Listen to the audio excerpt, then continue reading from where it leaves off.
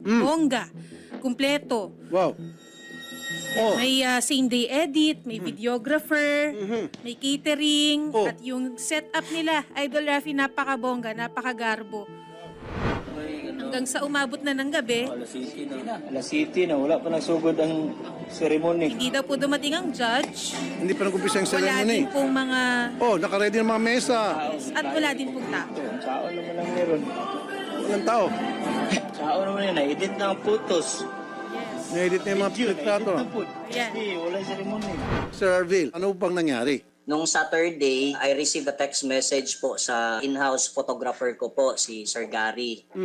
Sabi ni Sir Gary, merong couple na naghahanap ng wedding organizer na mag-handle nung wedding nila.